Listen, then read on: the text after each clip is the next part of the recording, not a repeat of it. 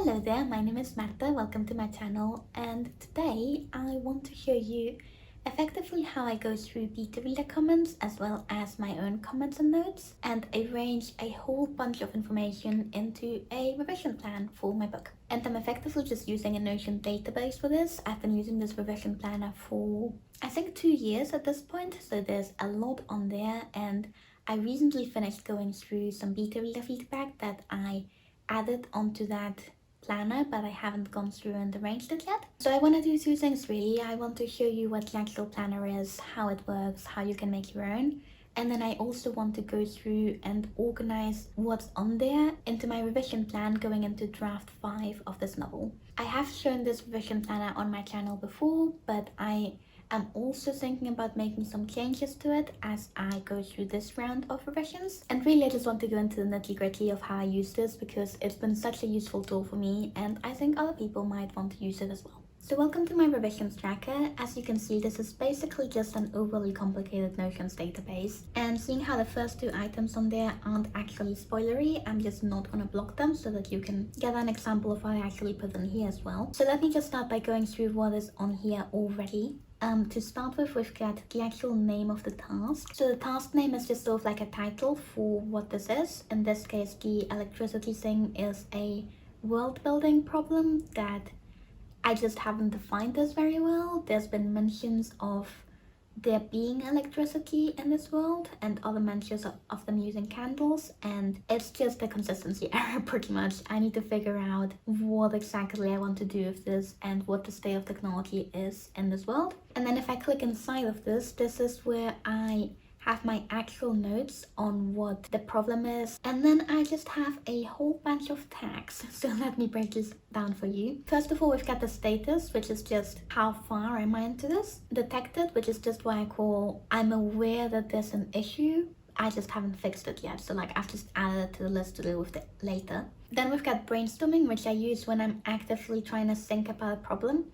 And the way I use this is actually quite interesting because keys are filtered so that they go up by status. So when I'm going through this list, if there's things that are interrelated with each other and I want to brainstorm a solution that will hopefully fix like multiple birds in one stone, what I typically do is change the ones that I'm tackling to brainstorming, and then I have them at the top, and that just makes it a lot easier to go through them at the same time and figure out how I want to solve them. And then while I'm brainstorming, I typically open these pages as well, and then I can put my notes down here as I'm exploring ideas on how to tackle this problem. Then on top of this, I've got fixing, which just means working on writing a solution for this in the actual draft rather than just in Notion. And then I've got review by myself and review by other. I've never actually used these 2 categories before. I want to start using them because I feel like they would be very handy. I just kind of forgot they existed last time I was doing this. But the key thing for this is if I'm working on a draft and I think that a problem has become better, but I'm not actually entirely sure if it will work. When looking at the overall draft itself, I can set this for review either by myself for when I reread it next, or by others if I think I want specific beta reader input on this. So anything that's marked as review other, then when I do the next round of beta feedback, I can actually look at those and filter for those, and then I know what questions to ask my beta readers next time round so that I don't forget about things. And same sort of thing with review myself. If I'm putting this draft aside and going back to it a couple of months later, then I can look at the ones that are marked for review and read back through it with these in mind and see what my opinion of it is once I've had like some distance from it. And then fixed just means it's finished and I don't have to worry about it anymore, and it will automatically be removed from this list, like it'll be hidden away. Next up is scope, which is fairly self-explanatory. So we've got things that affect multiple parts. These are the ones that give me the most trouble. And it's usually things like consistency issues for world building, but also places where the plot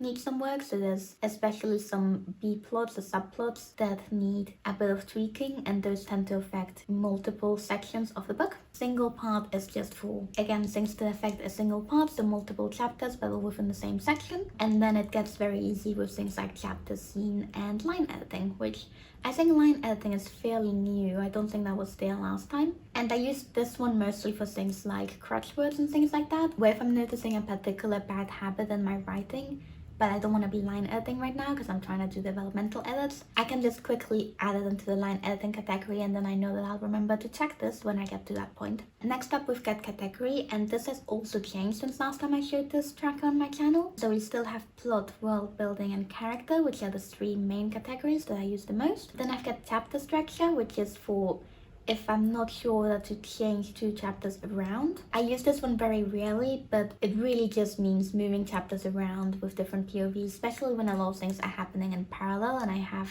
a lot of cuts between point of view characters. This is just for if I'm thinking about changing that.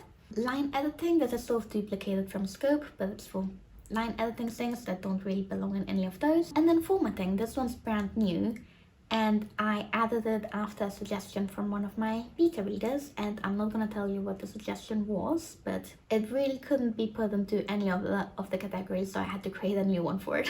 Then next up we've got characters, so in this case, because it's a world building related issue, it affects all of these characters. But then, for example, the next issue down here is I was thinking about adding a different point of view, which was a suggestion by a beta reader, and it affects only this one character as well as a point of view character that actually interacts with this guy. And the thing I also like about this is I've got my point of view characters in color, but then if anything affects a side character, I have them down as well, but they're in gray, so I know if it's affecting this character but we're seeing that interaction from a different point of view, I have a way to look at that very, very quickly as well. Affected part and affected chapter are very self-explanatory. I don't always fill in affected chapter, only for things that are generally just like a handful of chapters I fill it in. If it's a multiple part thing where it just affects most of the story, I don't bother writing down every single chapter, but if it's something very small, then it's a lot easier to find that way. Then next up, I've got this issue detected, and this is for when I picked up this issue as well as who picked up on this issue. And this is one that's particularly useful for beta reading, so even though this particular one was just picked up by me while I was reading it back, some of the ones further down, so if I look for one real quick. So this particular row here was picked up by two beta readers, and the fact that I can then add both of their names means that first of all, I can talk to them about it if I have any questions on what they said, but also I know that two people picked up on this, which just means I'm a lot more likely to go back and actually prioritize this and change it than if just one person picks up on it and I'm not sure I agree on it or not, then I might not necessarily change it immediately. And then the final category, if I go all the way back to the top, is when I'm planning to fix this. So some of these, especially line editing bits, I'm not gonna prioritize them anytime soon. And then there's some things where I'm not really sure about it. So like adding this extra POV, I just put that down as to be decided because I generally don't know yet. I think I'm leaning towards not adding it, but it's there. If someone else picks it up and thinks that it's needed, I know that I've thought about it before. And then in here I also have a no longer relevant category for if I just generally decide I don't want to do this anymore, I can select that and then it just disappears off my list as well. And then I guess the only other thing I wanted to show you is how I've been handling the beta reading itself. So if I go back to this one with two beta readers picking up on this one thing, if I open this, I'm not actually going to show you what's in here because bam, this is very spoilery, but I have the screenshots of what the actual comments were that people said, as well as where those things were commented on. And some of it is also people replying to some of my beta reading questions, so I added those replies in here as well where it was relevant. So then when I come back to fix this, I know that I don't need to go back into my beta documents. I can just look at this, have the notes for every single person that commented on this. I know exactly what character it affects, what part it's in, and which chapters are the problem, and I can just go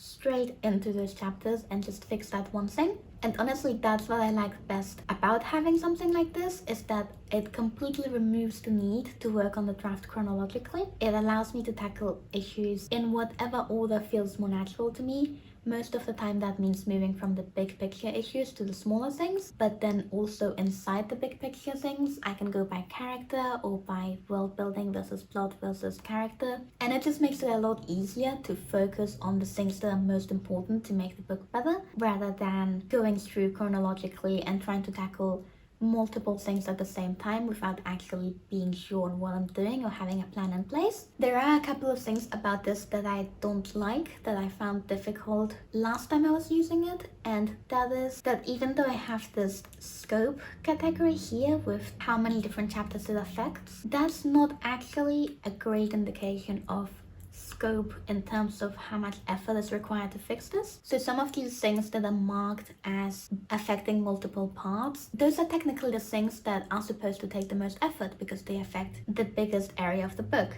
The problem with this is that that's not actually strictly true. A lot of these multiple part scope items are world building, because that just makes sense. If there's an issue with the world building, it's gonna affect the book as a whole. But some of them might just be changing the name of something or changing a very small detail that just needs to be fixed in multiple places. And that just made the act of prioritizing things a lot more difficult than I was hoping it would be when having a database like this. The point of this is to make my life easier, but it was not doing its intended purpose last time I used this. So I think the way that I want to fix this is by going into here and just very quickly adding a new property. And I'm gonna call this story points. If any of you work in tech, you might know what this means. If not, let me explain. Story points are a way of defining effort that is used on technology companies, and there's different ways that you can define them, but I just like the term. It's intuitive to me because it's something that I use all the time, and I see no reason not to use it here. I am going to be redefining what those scores of story points mean in this scenario versus what I actually use at work and what I also used at my last company. But the main thing is just, it's the score of effort, and I'm gonna be using a 1 to 5 system. 5 is things that take the highest amount of effort, and 1 are the things that take the lowest amount of effort. So this is gonna be a number property. And then the other thing that I want to add is going to be another tag category for requirements. And I'm going to turn this into a multi-select. And what I'd like to use this for is to have a very clear indicator of what I need to complete a certain ticket on here. So there's some things on here that require me to do some research and use the internet, for example. So my first option was going to be requiring some form of internet. Then most of the time I am going to need a laptop or computer. And notice that I said most of the time because sometimes I don't. Some of these things are coming up with names, which would be something that's very easy to do on my phone on a train, for example. So if I have these filtered by things that don't require my laptop or computer, I can just quickly bring up a list of everything that I can do from my phone and pick one and start working on it during a commute without any sort of pre-planning involved. I think these are the only 2 requirements I can think of for now, but as I go down the list, I might be able to come up with anything else. And I'm just gonna take them off this particular one because I haven't actually looked at what I need. So what I would like to do now in preparation for working on draft 5 is I want to fill in my story points and my requirements for all of these tickets. And I also want to go through this, because some of these tickets were added during the last round of beta readers, but some of them have been here for a long time. As I said, I've been using the same tracker for about 2 years now, which is such a long time, oh my god. So there's a couple of things I want to do with this particular column, and that's there's some items that I had marked for draft 4 that I didn't actually complete. So that needs to be fixed because draft 4 is already finished. So I just want to go through every one, and if it's in draft 4, decide if it's still relevant and potentially add it to draft 5 or change it to no longer relevant or to be decided. I also think that I would like to add, I'm just going to do that now real quick, a draft 6 ticket. Because the goal today is really decide what changes I want to make during the next draft.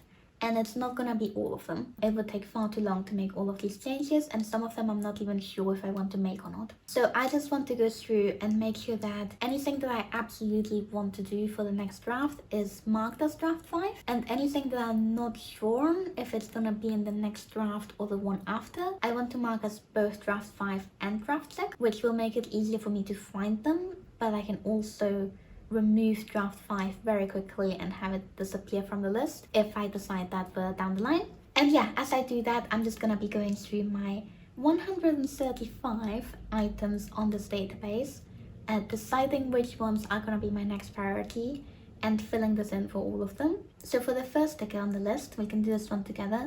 I think that this is not that hard of a problem to fix because I kind of already know what I need to change. So even if it's multiple parts, it requires a bit of brainstorming. It's not immediate. Okay, hold on. Okay, new plan. Let me quickly define what story points actually mean in this context so that I know what I'm doing and I have something to refer back to, and then we can actually go through and assign them. So 5 is going to be my highest score of effort, and that is going to be rewriting a substantial amount, multiple scenes across different chapters, or one full chapter. 4 story points, I'm going to define that as a considerable amount of brainstorming. So something where I generally don't know how I'm gonna fix it from looking at the database, but only a minor amount of rewriting and minor rewriting as well. Number 3 are things that are going to involve minor brainstorming and minor rewriting. So things that I'm already kinda sure how to fix them, but it's gonna take a little bit of reworking the actual chapter to make it work and flow seamlessly, but it's not like a massive deal. And I think I'm going to include name changing into number 3 because I think that's about the right level of effort for changing names of things, and I want to keep that consistent. Number 2 is going to be small scene level tweaks, and then number 1 is just line edits and things like transitions between scenes. I think is gonna go in number 1 as well. Okay, so with these set in place, I'm just going to go ahead and say that changing the electricity in the base is going to require a minor amount of brainstorming because I kind of know what I want to do, but it will need a little bit of figuring out and a little bit of rewriting as well. So this is gonna be a 3, and then because it's electricity and I do want to do some research on how to set things up, I will need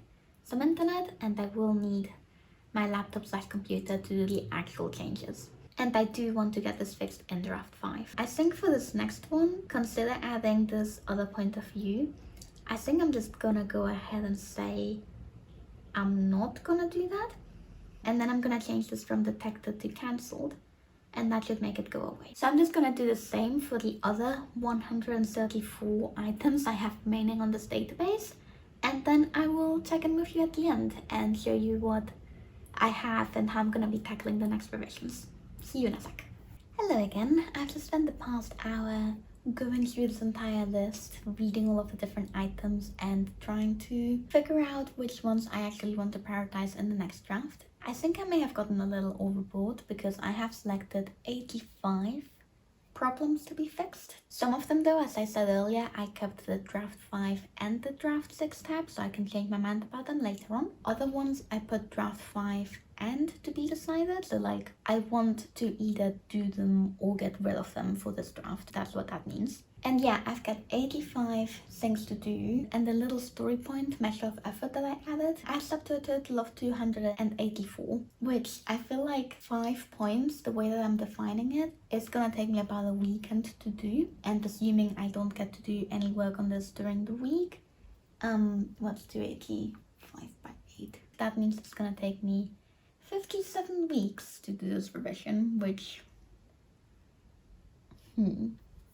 I don't think that's quite accurate though, because I think some of the smaller items I can do a lot more of. So if I say I'm aiming to do 10 story points per week, that's now 28 weeks, which is still half a year. Well, my goal was gonna be finish it by the end of May, so there's that. Well, I guess we're gonna find out how accurate that number is soon enough. I'm still gonna aim to finish this by the end of May, but it might actually just not be realistic whatsoever. Anyway, thank you so much for watching. I hope that this was in some way useful to you, and let me know if you decide to implement a system like this and see how it works for you. I would love to hear about it. I'd also be happy to include a template of this as people are interested. I've never done Notion templates for other people before, but it can't be that hard, right? And yeah, otherwise, I hope that you have a wonderful week. I am going to figure out how on earth to revise a book in less than half a year, and I will see you soon. Bye bye.